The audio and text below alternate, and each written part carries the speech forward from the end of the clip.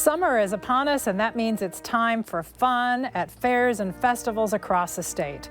We'll talk with the managers of the Iowa State Fair and the Howard County Fair on this edition of Iowa Press. Funding for Iowa Press was provided by Friends, the Iowa PBS Foundation, the Associated General Contractors of Iowa, the public's partner in building Iowa's highway, bridge, and municipal utility infrastructure. Fuel Iowa is a voice and a resource for Iowa's fuel industry. Our members offer a diverse range of products, including fuel, grocery, and convenience items. They help keep Iowans on the move in rural and urban communities. Together, we fuel Iowa. Small businesses are the backbone of Iowa's communities, and they are backed by Iowa banks. With advice, loans, and financial services, banks across Iowa are committed to showing small businesses the way to a stronger tomorrow. Learn more at iowabankers.com.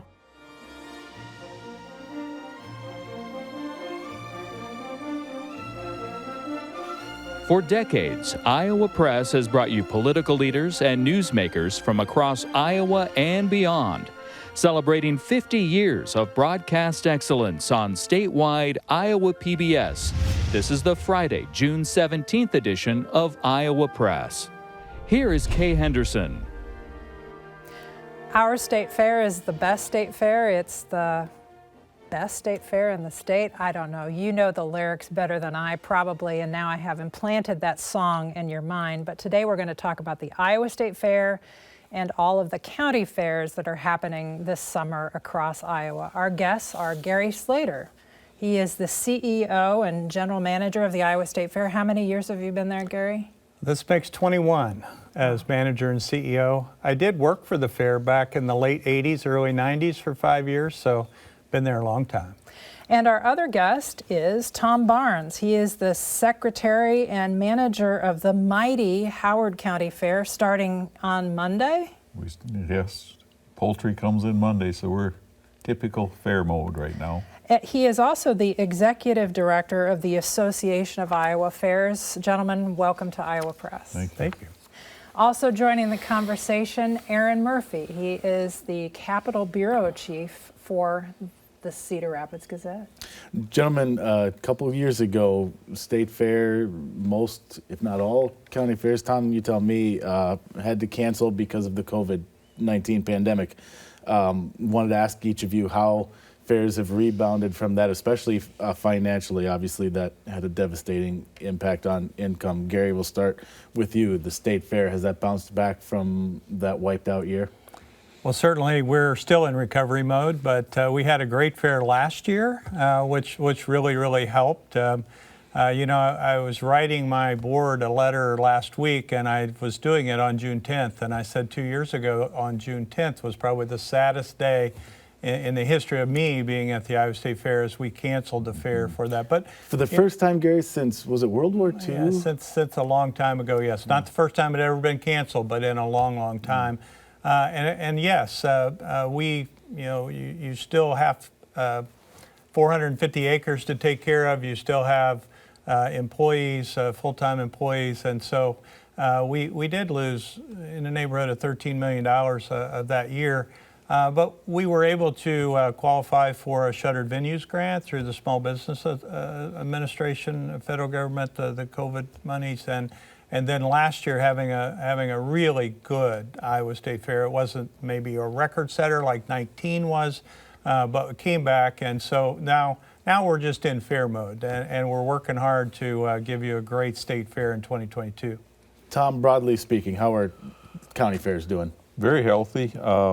Last year we learned a lot, as Gary in what he said, attributes to the county fairs too, and 20 was, of course, a year we want to forget, but 21 was an amazing year for all our fairs everywhere that we visited fairs, and the fairs report to us was attendance was great. A lot of participation, good income is what we want to see. Little precaution in 21 because we were still my fair, of course, is next week, so we're in June, and we were still dealing with the effects of the COVID, and we didn't know for sure what we could do with the early fairs. So some of the fairs, especially the early ones, maybe they're static exhibits, and some of the livestock were down because Extension didn't know until the first part of May whether they're going to do their programming in 21. But this year it's coming on strong. Fairs learned a lot last year on how to better manage themselves. For years, and county fairs are all volunteer based, and you get into this rhythm of it's going to happen, don't worry, people will come, we'll take care of things. Well, last year we had to shift and understand what the risks were. Yeah, I was wondering, are there insurance programs in place for something like that? Were you able to recoup any of those losses through insurance? There's a really one that I know our fair is getting into. It's called a cancellation policy instead of rain insurance. The only problem is there's some exceptions, and one of them is if it's a COVID-related cancellation, it doesn't cover it. So really, there's not a lot out there. We were fortunate in 20. A lot of the fairs were that if you canceled because of the pandemic, and it wasn't something that the fairs could control. It was an outside force that canceled those. A lot of the entertainers say, we'll come back next year, or don't worry about paying us this year. They had a bad year too. I mean, when they sat home all summer and didn't play, they had a negative impact too. So it affected a lot of people. Talking about paying, the Iowa State Fair several years ago was going to go to a cashless system, and there was some pushback, but now people are used to paying electronically. Is that going to be what's happening at the Iowa State Fair this year? We have a lot of options for you to do that. At our vendors, it was last year that we went to a system for every vendor to have a cash register to at least take credit cards, because not every vendor took credit cards up until last year. And so you have the option of paying cash or debit card or credit card. And at our gates, we have QR codes outside of our gates, and you can scan that. You can buy your tickets. You don't have to stop the box office. You just scan it on your way into the thing, or in through the gate. So we have those options. We still do take cash, yes. So what was your experience? I mean, half and half, 75-25. Do you remember? It is. It's gaining. Cashless is coming up, and I think it came up at least 15 percentage points over what 19 was. But I also think that COVID helped that as well, because we're doing so much more online. We're buying our groceries online. All that's with credit cards now. So all that kind of going together, and yes, it's probably more than a 50-50 in favor of credit cards now. What's the experience of county fairs? We're seeing, especially with the younger generations that we draw, want some sort of credit card type payment.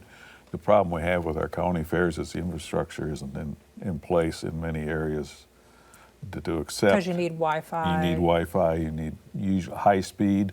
A lot of the fairs are getting there, and it's starting to come into place. But you look at the demographics that the county fairs pull from that you've got grandma and grandpa in their 80s and their great grandkids in their teens, and that's quite a wide range of what these people expect and how they're going to pay for their goods. Cash is still king at the county fairs, but there is a big transition to the credit cards especially. Well, speaking of things that draw the younger demographic, you're seeing more and more regularly concert events and entertainment events like that at not just at the state fair, but more and more at local fairs as well. In my history, I was employed by the Telegraph Herald newspaper up in Dubuque in Northeast Iowa, and Jones County Fair has become very well known for some significant, musical acts that they bring. How important is that? Has that element become concerts and other entertainment type events? Gary, I'll start with you. How important have those types of events become to the overall calculus and the bottom line of a fair and its profit margin? I have always said that we're the Grandstand at the Iowa State Fair. Probably our best year was 2019. We had 120,000 people go to the Grandstand. But if you look at our attendance, it's 1.1 million. So it's 10%. But a lot of people they want to be associated with the fair because they may not go to the grandstand, but they always say, who's coming? You know, it's my favorite entertainer coming. They want to be a part of that. I say it's like all of us. We want to be associated with the winner. And so that's the pulse of the fair. Whether you attend the grandstand or not, you like to know what's going on. And you like the fair to pull those popular entertainers. Now, along with that, we'll spend upwards to $750,000 on free entertainment in our 3 free entertainment stages. And then we have some walk-around entertainers and other grounds like a dog show and other shows that entertain you as well. And so all of those go together to give you food's number one. People come for the food, entertainment, and then of course our livestock shows, and they're really up there on par with national livestock shows because of the quality of Iowa livestock. It's just tremendous. I want to get to Tom on this too, but before I leave you, Gary, some of these bigger musical acts are used to, you know, when they tour, they play in stadiums, technological displays and all this stuff. Is it difficult sometimes to find acts that are willing to just come play a grandstand, which used to be the norm for musical acts, but in more recent years, you know, concerts kind of take on a life of their own? Well, as you watched our grandstand about 6 or 7 years ago, we remodeled, and of course now we're bringing in a very modern stage. It's a portable stage. It comes in, it's 120 foot wide, it's 60 foot deep. It can fly your sound and your lights from 50, 60 foot in the air and accommodate those video screens that go behind the entertainers. Mm-hmm. So yes, we've had to get into that business or else they wouldn't come to an outdoor state fair venue. And so yes, that adds to our cost. Of course, they don't bring that stuff with them. They expect it to be there and they hang their stuff on all of that. So it's an expensive thing and they always come out ahead on that.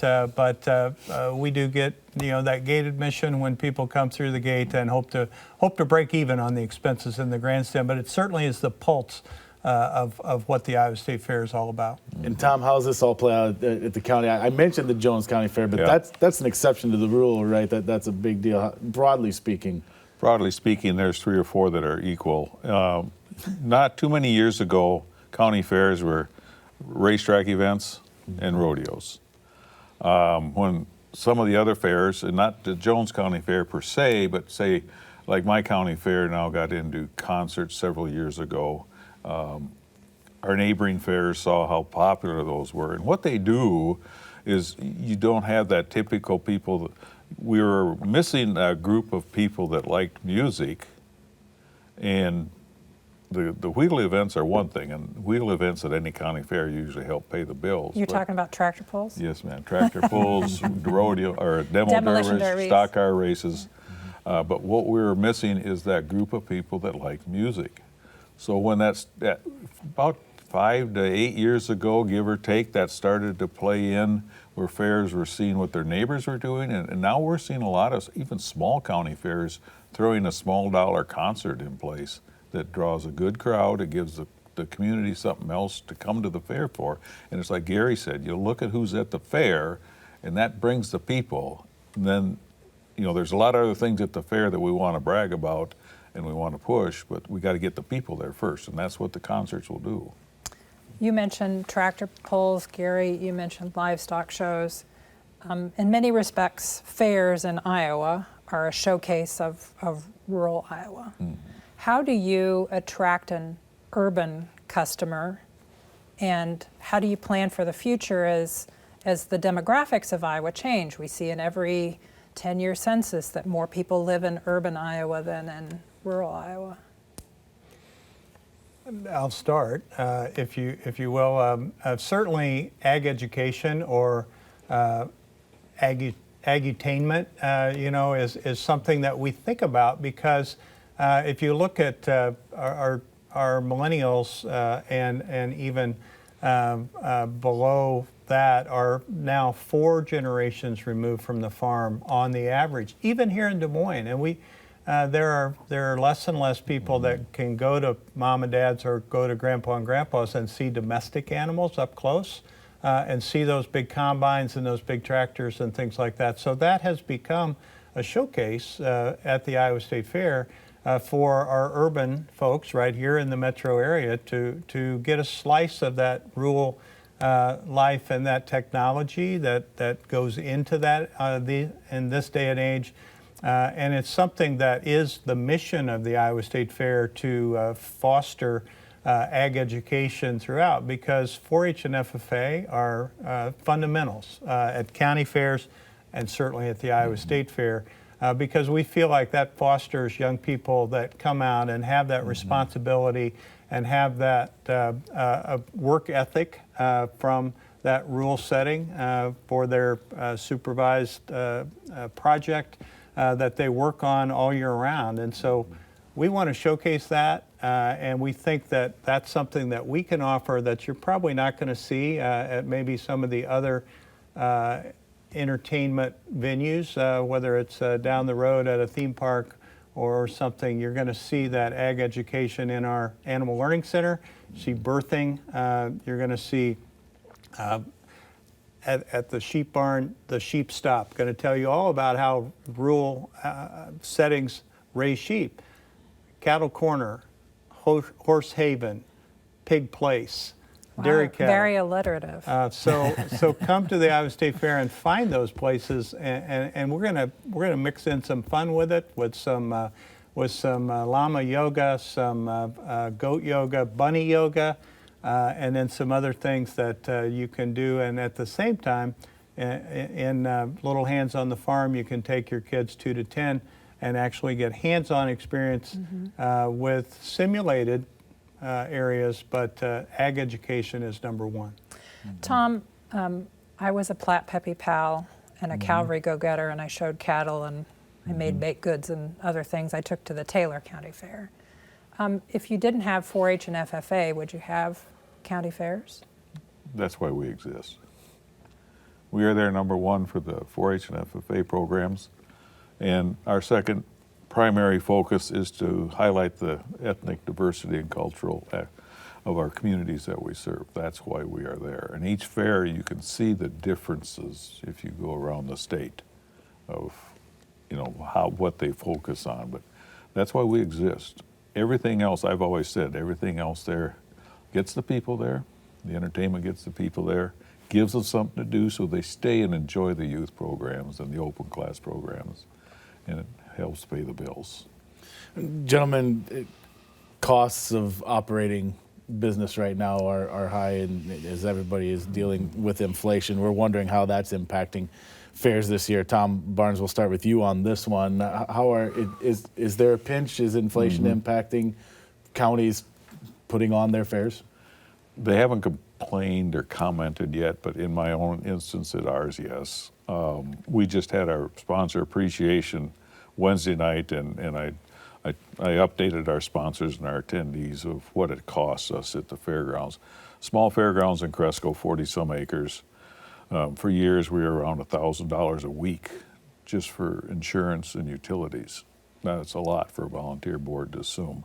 This last winter, our utility bills tripled because of the price increases. So where does that money come from? And how, that was my follow, how do you manage those costs without having to raise ticket prices and risk pricing out? We try not to. We just do a lot more ourselves. We get a little more aggressive on like products that we sell at our fair. We run our beer concessions, and we have a Moo-mobile, which makes homemade malts that are very popular. We push those. I've heard from some of our vendors that, I'm sorry, but my sandwiches have got to go up $1 or $2. We just hope the fairgoers understand that it's not people gouging people. They're just trying to come out ahead on this deal. It's kind of rough. We've lost 2 or 3 good vendors because they can't get product. Tom, you mentioned that you're going to have poultry at your fair. The Yes. Iowa Secretary of Agriculture recently said, I'm going to lift the prohibition on poultry exhibits. Gary Slater, what about African swine fever, which is a concern for the swine industry? Do you have to make a game time decision? Well, certainly African swine fever is a concern worldwide, but it's not in the United States. It's not even in in North America now. For the first time ever, I think it appeared in the Western Hemisphere, Exactly. So it is a concern. But at this point, APHIS, the Agricultural Inspection Service, is very, very rigid on our borders in terms of asking you when you get off a plane from overseas, you fill out that form where you've been, and at that point, that's the first thing, because it's not in the United States, it's not in Iowa, but it's something that we're all on alert for, and we try to make sure that our biosecurity, we will inspect our pigs on trailer before they get off of the trailer at the Iowa State Fair, and if by our state veterinarian and his deputy veterinarians, and if they find a group of animals that don't get off that trailer, then they haven't contaminated the rest. And so that's just one example of all the biosecurity that we go through in keeping our animals healthy and safe. I wanted to ask you both about, so obviously fairs occupy a finite space in the overall calendar for a year. And one way that I know that fairgrounds continue revenue in the off time is through facility rentals. And Gary, we'll start with you real quick on this. I know from covering multiple political events at the state fairgrounds that that's a very common thing. How much of that piece is the revenue grown within the state's fair's overall operation, renting out these facilities to events throughout the year? That's a very important part of our budget. It's somewhere in that 10 to 11% of our total budget. I wish it was more than that. So we're always trying to grow that with our facilities. We had World Pork Expo last week. We have a major swine show. We have over 3,500 market hogs on our grounds from like 30 different states this week. The Good Guys Car Show is coming up, one of our biggest revenue generators in the off season coming right up. We'll have over 40,000 people on the grounds for those 3 days. So it's very important, and we're always looking, working in concert with the Des Moines Convention and Visitors Bureau, which I'm on the board and president this year, and it's kind of a partnership of bringing those events to Des Moines and to Iowa. Obviously, the state fair complex is one thing. Tom, are local county fairgrounds able to do this as well? There's a lot of them that do have some sort of interim activity, not all. A lot of them like ours, and I can name quite a few here, but I won't take the time, have a community center that brings in that revenue every week with wedding receptions and family reunions and different things. And then you have the concessions. Usually the fairs have the concessions from those events, and that, as I mentioned earlier, what it costs our fair per week. That's how we can stretch our dollar. But with the state, some of the state funds that we get from the state for capital improvements on our grounds every year, a lot of the fairs have realized that they got to build for year-round use. It's no longer mow the grass 2 weeks out, make it look pretty, buy 2 gallons of paint, 5 pounds of nails, and we'll make it through this fair season again. It's more of it's really the fairgrounds. A lot of the fairgrounds in Iowa are multi-use, year-round facilities. So we haven't much time left. Gary, I want to talk about the campgrounds. So Erin and his family want to camp at the Iowa State Fair this year. Will they be able to? Well, certainly from a reserved camping site, those 2,400 sites, hardly anybody let go of them from last year to this year. Mm-hmm. But we do have spots that come available we rent a couple of properties from our neighbors, and those are more dry camping. Some have electric, but hardly any of those extra ones have all three: sewer, electric, and water. However, if you show up, we can accommodate you in those spots, and a lot of those folks come for a weekend or maybe just for a few days. So we'll accommodate another 600 to 700 that don't have reservations. So load up and come, and we'll put you in a spot. Appreciate that. Find a spot for us. Just a real big picture view question for you, Gary, here. What is the State Fair for people who may have not thought of it this way? Is the State Fair an operation of state government? Is it a nonprofit? What is the Iowa State Fair? The Iowa State Fair is defined by Chapter 173 of the Iowa Code as an instrumentality of the state doing business as the Iowa State Fair Authority. So we have 15 board of directors. I work with them. They're from 6 different districts in Iowa, as well as 2 from each district, 2-year terms. And the president of Iowa State University, the governor, and the secretary of agriculture are a part of that board. We don't get any operating revenue from the state general fund at all. We live and die on what we, let's hope not die, but we live on what we make. And we are eligible for capital improvement funds because it through the infrastructure fund of state government, because it is state property. Gentlemen, I'm going to let you get back to your jobs. We are out of time for this conversation, and good luck with the mighty Howard County Fair. Thank you. I just want to say that Tom does a great job. The Iowa State Fair wouldn't be as good as it is if it didn't have wonderful county fairs throughout the state. Thanks to you for watching this edition of Iowa Press. You can watch every episode at iowapbs.org. For everyone here at the network, thanks for watching.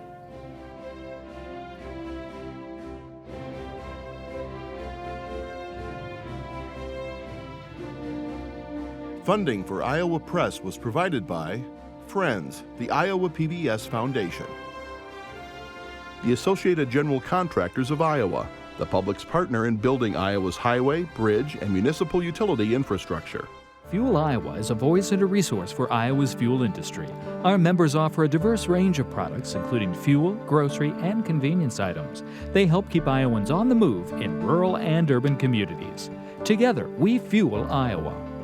Small businesses are the backbone of Iowa's communities, and they are backed by Iowa banks. With advice, loans, and financial services, banks across Iowa are committed to showing small businesses the way to a stronger tomorrow. Learn more at iowabankers.com.